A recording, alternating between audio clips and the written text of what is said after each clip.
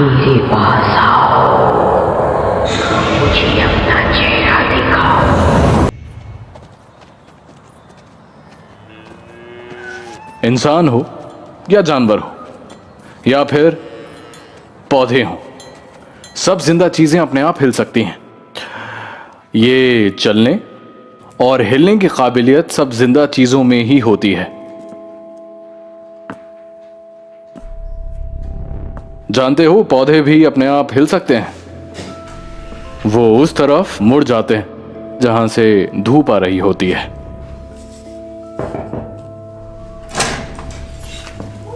Mister सेलिम, एक minute बाहर आएंगे प्लीज?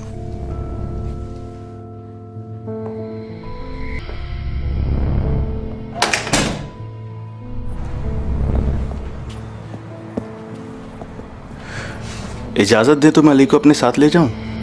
क्या बात है, कोई प्रॉब्लम है? उसकी अम्मी की तबीयत बहुत नाजुक हो गई है, वो बीमार है बहुत। हाँ मालूम है मुझे। इस वक्त कहां पर हैं वो? घर पर ही है। अली को आखिरी बार देखना चाहती हैं।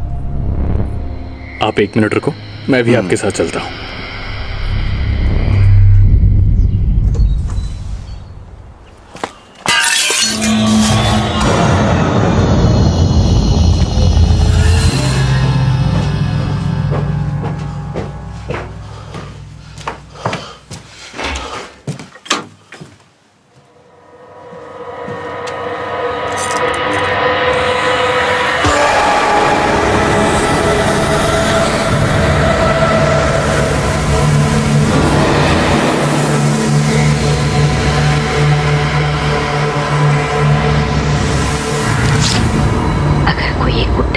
तो उसे उठाना मत, पहले मुझसे आकर बात करना।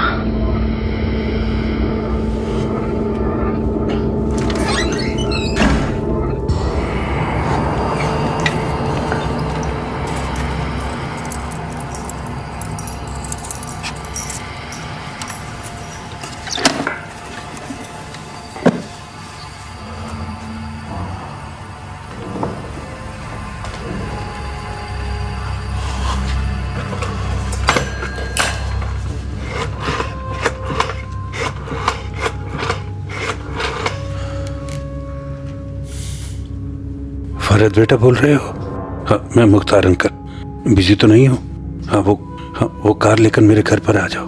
हमें क्लीन क्यों जाना है, लेकिन हाँ, पर किसी को मत बताना कि हम वहां जा रहे हैं, समझे ना? जल्दी आ जाओ, मैं इंतजार कर रहा हूँ।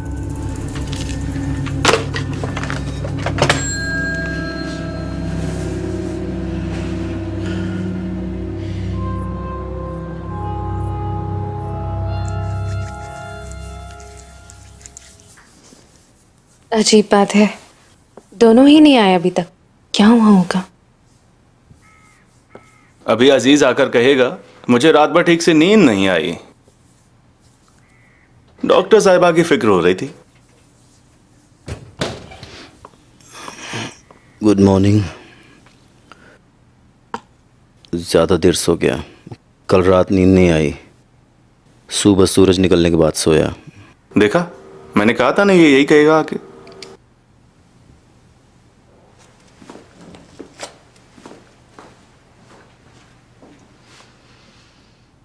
दूसरा को कॉल करती हूँ।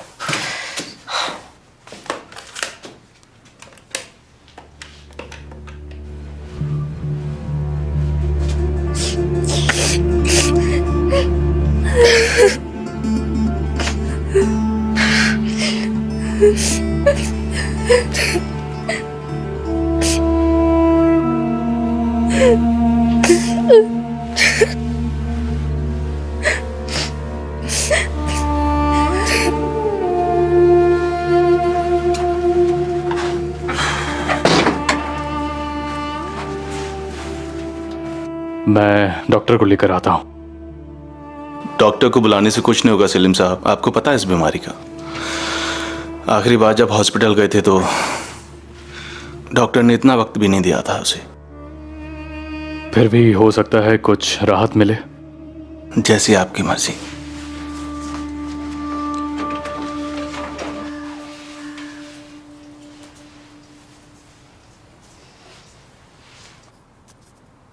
अजीज, अजीज, क्या आप बुसरा के घर जाकर देखेंगे? मैंने फ़ोन किया था, वो फ़ोन नहीं उठा रही है। मुझे बहुत फिक्र हो रही है। 10 मिनट देख लेते हैं, नहीं आई तो मैं चला जाऊंगा। हो सकता है रास्ते में ही हो ना, तो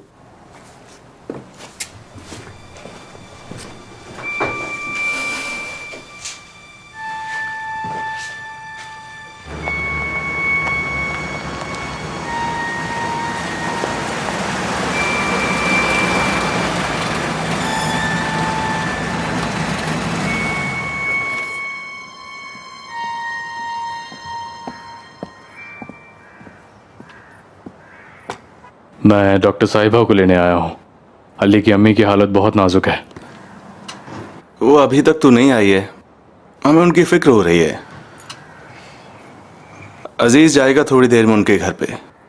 उनको कॉल किया था पर वो कॉल भी नहीं उठा रहे हैं। ठीक है, कोई बात नहीं, मैं देखता हूँ। टीचर, कल उस अजीज ने उनको कुछ बताया था आपके और इसरा के बारे में, कि वो आपकी मंगेतर थी और गायब हो गई थी बाद में। सोचा आपको बता दूं। आपने अच्छा किया हलील।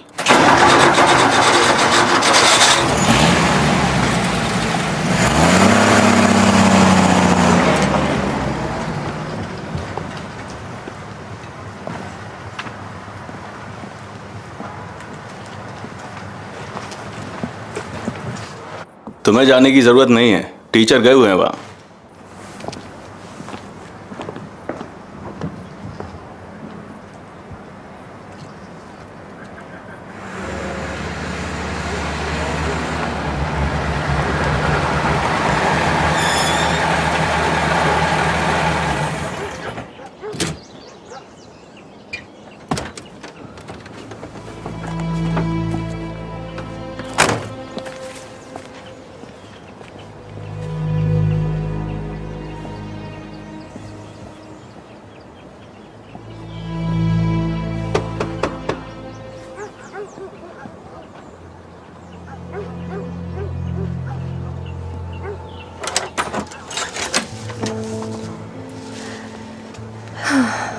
क्या बात है सलीम? मेरे एक स्टूडेंट की अम्मी की तबीयत बहुत ख़राब है, बहुत तकलीफ में है। समझ नहीं आ रहा था क्या करूं। तो क्या उन्हें दिक्कत क्या है? कैंसर है। डॉक्टर ने कहा था 2 या 3 महीनों से ज़्यादा नहीं जिएगी। शायद उनकी आखिरी सांसें हों, पर बहुत दर्द हो रहा है। मैंने सोचा कि तुम्हें बता देता हूँ। पर वहां जाने से पहले हम लोगों को हॉस्पिटल जाना होगा।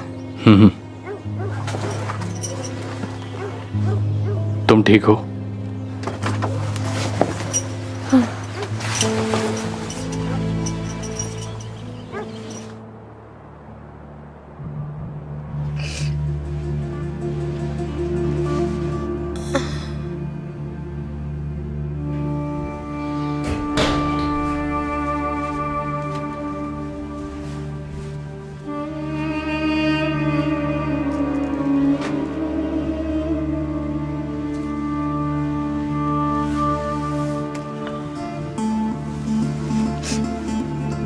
अली बेटा, क्या 2 मिनट के लिए अपने टीचर के साथ बाहर जाओगे? मैं तुम्हारी अम्मी को दवाई दे देती हूँ। आओ मेरे साथ बेटा, डॉक्टर आंटी को अकेला छोड़ दो।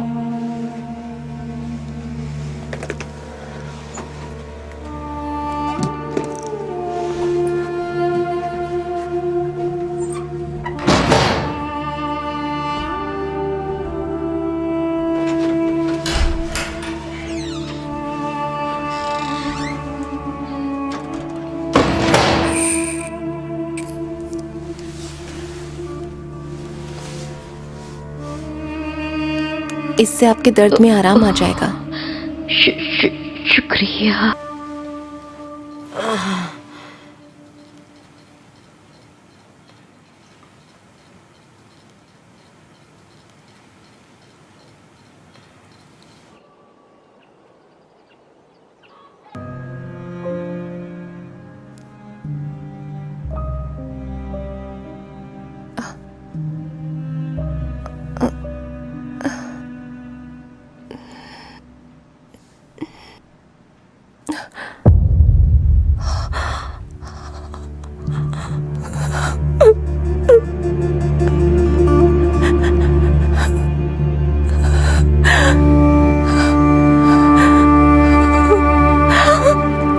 सेलिम,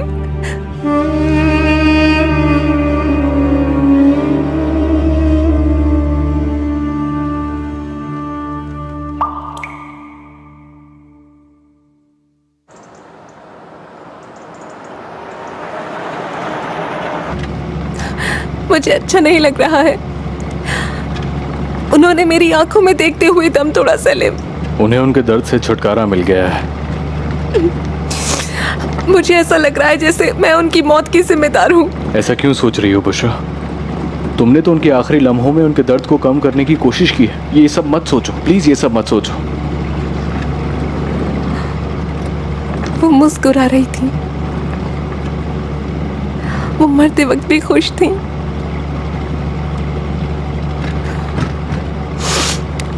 अब पता नहीं उस छोटे से बच्चे अली पर क्या गुजरेगी।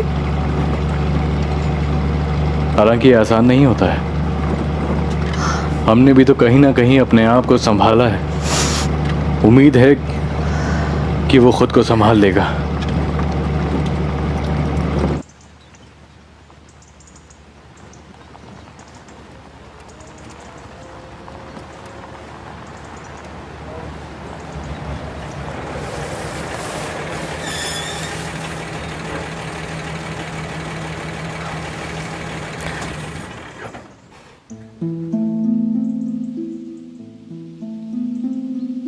मैं तुमसे कुछ भी नहीं छुपा रहा हूं बुसरा। हालांकि मेरी जिंदगी की कुछ ऐसी यादें हैं जिन्हें मैं बिल्कुल भूल जाना चाहता हूं। उस रात जब मैंने तुम्हें घर छोड़ा था, मैं तुम्हें बताने तुम्हारे दरवाजे तक आया था। तुम्हें क्या बताऊं, तुम्हें कैसे बताऊं, कुछ समझ नहीं आ रहा था। कुछ भी नहीं। तुम्हें मुझे कुछ भी बताने की जरूरत नहीं है अब। पर मैं तुम्हें बताना चाहता था। वैसे भी तुम्हें पता तो चलने ही वाला था। बहुत अच्छा होता अगर मुझसे पता चलता। हाँ काश। मेरी जिंदगी हमेशा बदनसीबियों से घिरी रही है बुसरा। मैंने अपनी अम्मी को बहुत जल्दी खो दिया था। बहुत रोया था।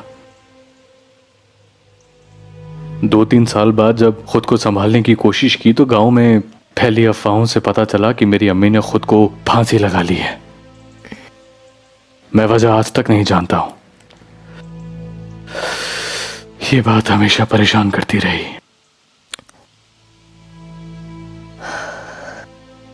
फिर जब मेरी जिंदगी में इजरा आई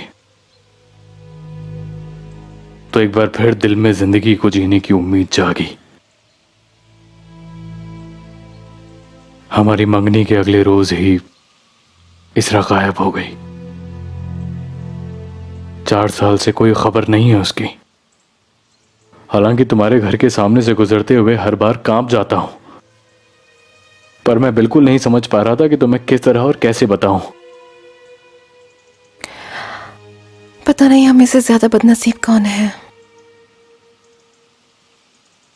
पता नहीं क्यों मुझे जिंदगी में आज तक जो भी मिला है वो आखिर में मुझे रुलाकर ही क्यों चला गया है।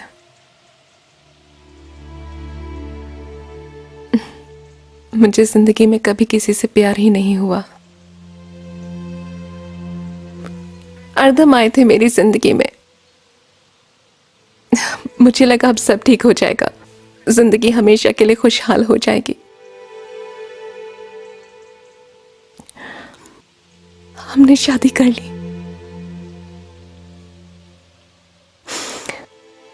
वो दिन मेरे लिए बहुत खुशी का दिन था और वो खुशी 2 घंटे भी नहीं टिक पाई।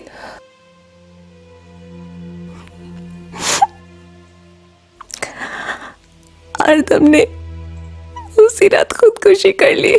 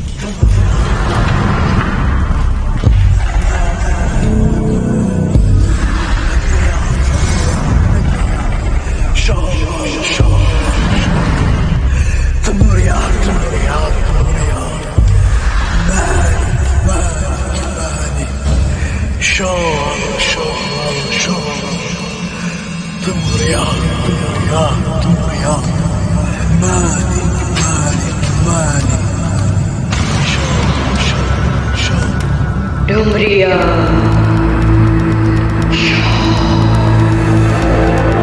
शो शो शो डुमरिया डुमरिया डुमरिया शो शो शो शो डुमरिया ओ शो शो शो शो डुमरिया डुमरिया शो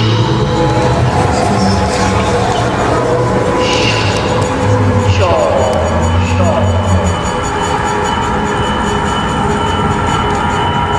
ओ शो शो शो शो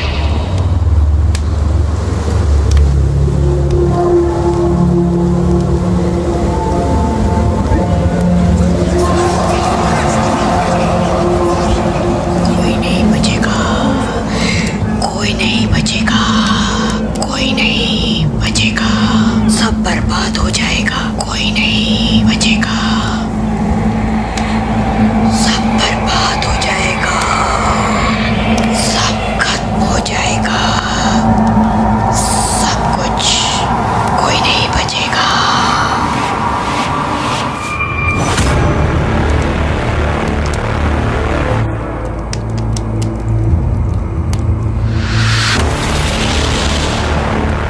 हड्डियां दबा दी थी, लेकिन अब पर इस बार किसी और से खरीदी थी ना। हाँ, किसी और से खरीदी थी।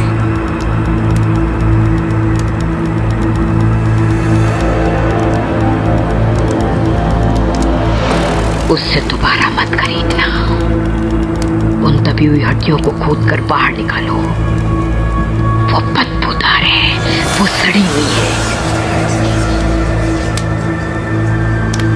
ये मत भूलो कि जो तुम कर रहे हो वो बहुत खतरनाक चीज है।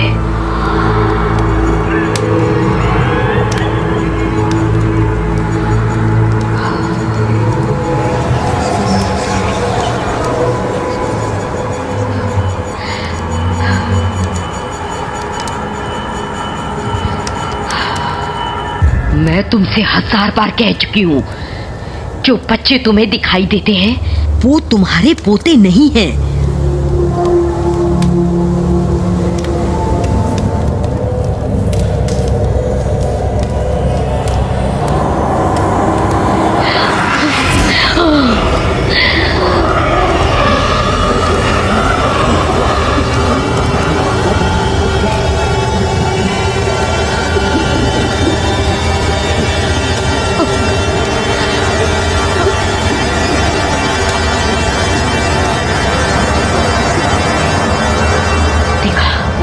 वो सजा के तौर पर तुमसे सोना मांग रहे हैं।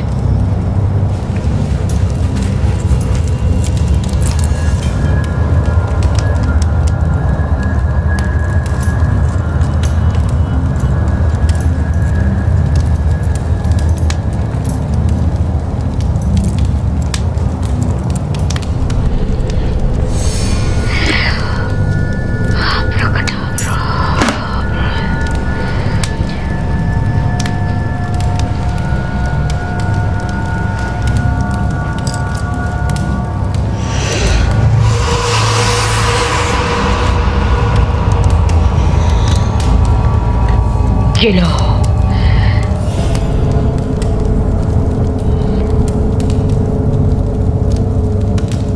पता है ना क्या करना है।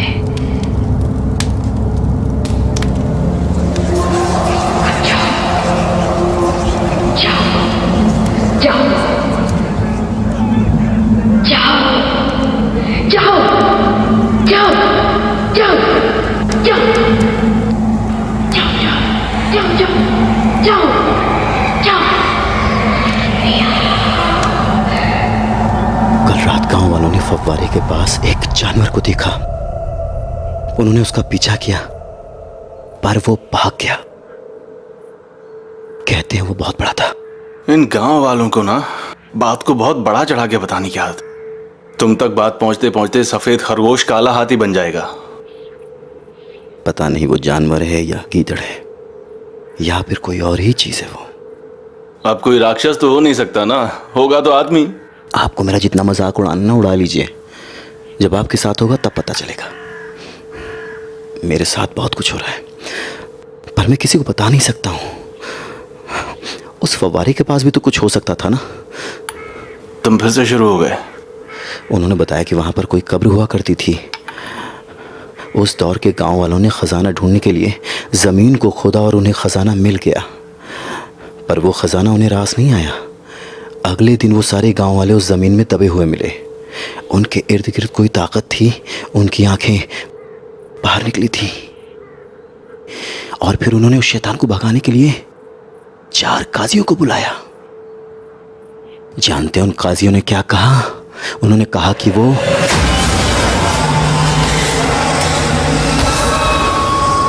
दूसरी दुनिया का दरवाजा है, दूसरी दुनिया का दरवाजा।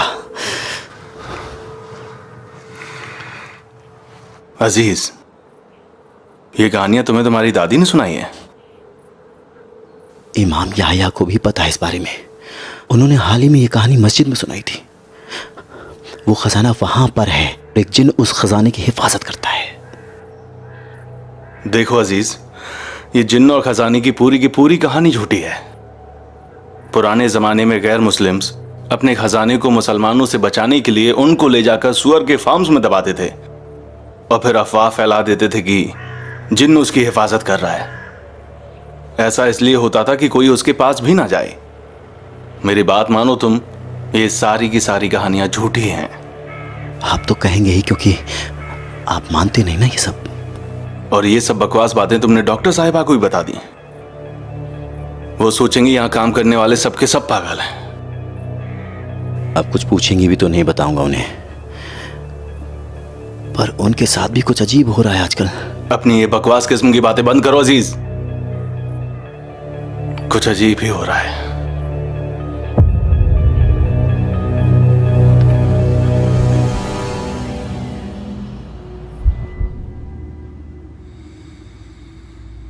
देखो, तुम अल्लाह की मर्जी के खिलाफ जा रहे हो। हमें उसे जितनी जल्दी हो सके दफन कर देना चाहिए। मैं बहुत ज्यादा मजबूर हूं याया साहब। कुछ रिश्तेदार बहुत दूर से आ रहे हैं, उनके आने से पहले नहीं दफना सकता। अगर उससे पहले दफना दिया तो वो मुझसे कभी बात नहीं करेंगे।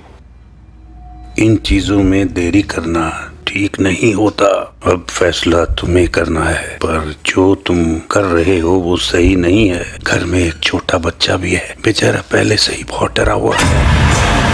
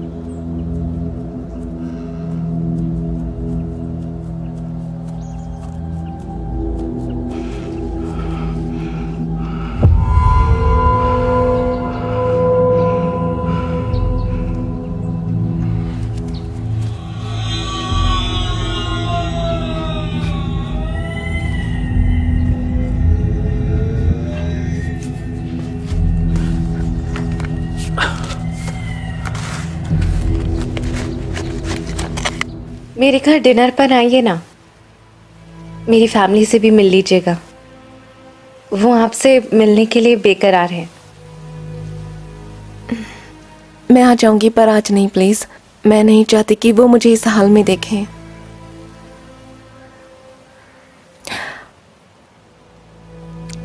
ऐसा करो ना कि तुम मेरे घर पर डिनर के लिए आ जाओ, हम कुछ काम से हटकर बातें करेंगे। ठीक है। अजीज वो सारे सामान ले आया है जो भी आपने मंगवाया था। तो अंदर चलते हैं आप।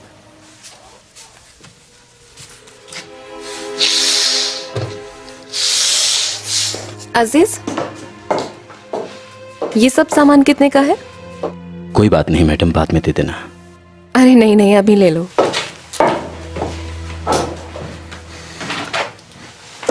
बताओ ना कितने का हुआ सब? 28 लहराज।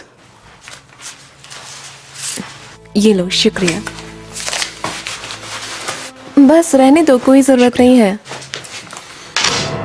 1 लहरा भी देता हूँ।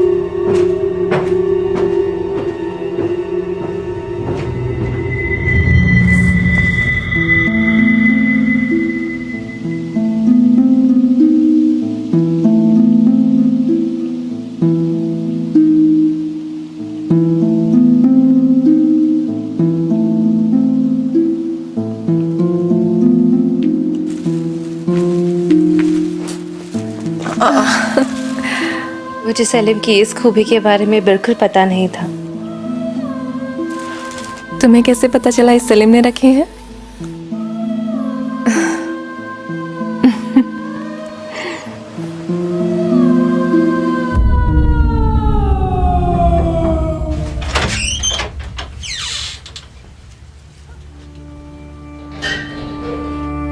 आप इस वक्त? आइए आइए आइए।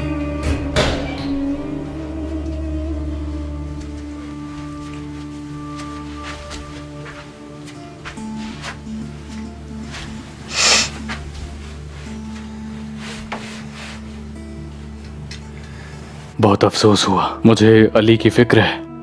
वो अंदर है, मिल लीजिए।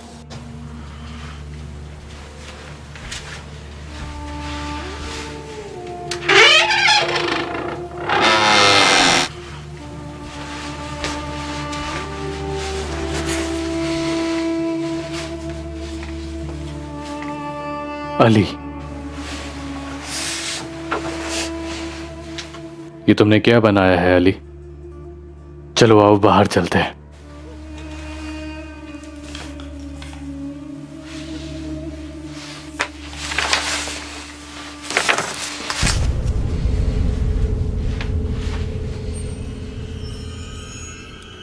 ये क्या बनाया है अली?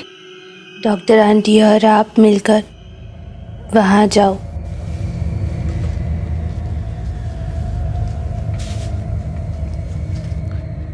अकेले रहना है मुझे।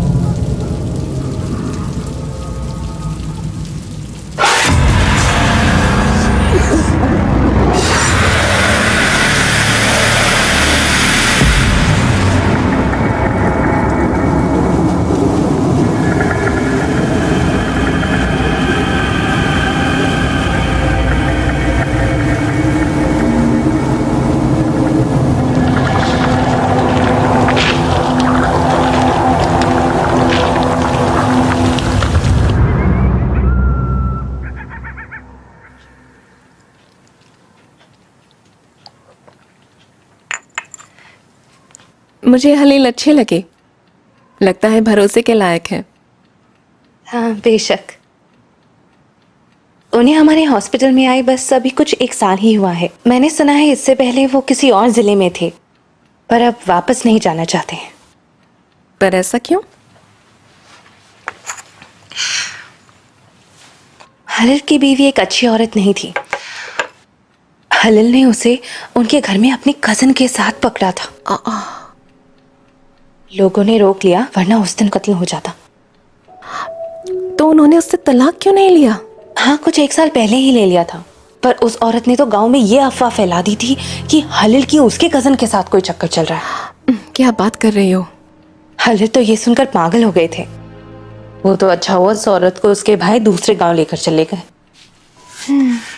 तो यह है कहानी। जब हलिल गांव में आए थे तो बहुत उदास रहा करते थे। उनकी उदासी को दूर करते करते मैं उनके करीब कब आ गई पता ही नहीं चला।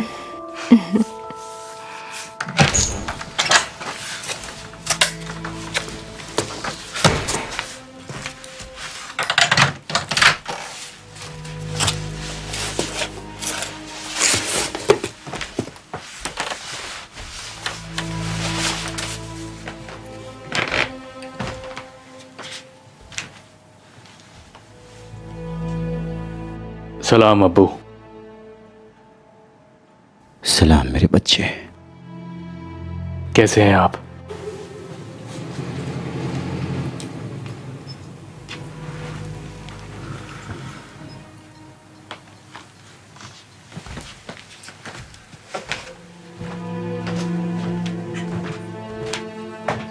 देखिए, अब आप ही बताइए इसमें उनका क्या कसूर है? अब्बा है कि समझते ही नहीं।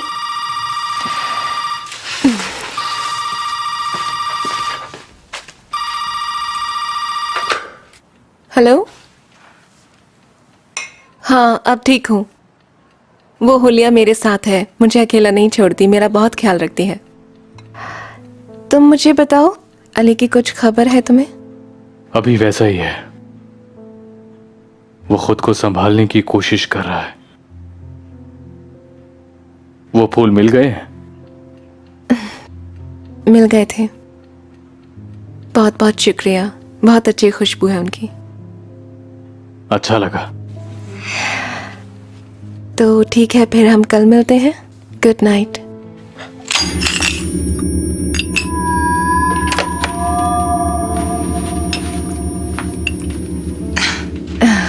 मैं आपका भविष्य बताना चाह रही थी, लेकिन कब ही टूट गया। जिसके कल का कुछ पता नहीं, उसका भविष्य कैसे बताओगी? अरे ऐसा मत कहिए, कप में दरार थी तो टूट गया। इस बात पर संजीदा होने की कोई जरूरत नहीं है।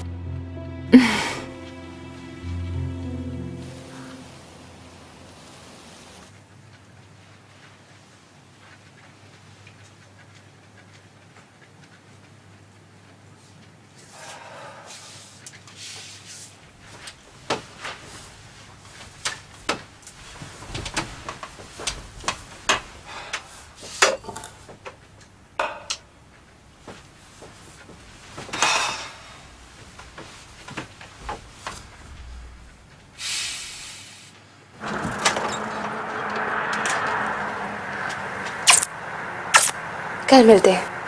ठीक है।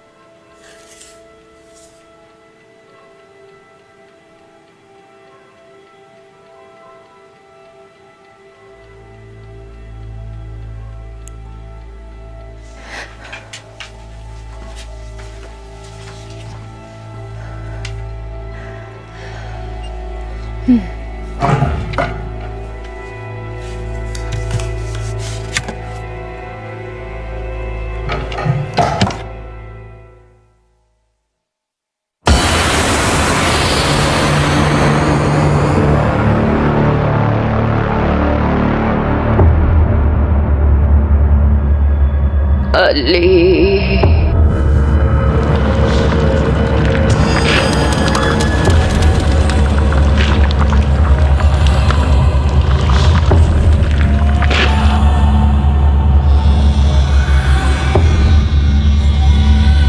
बेटा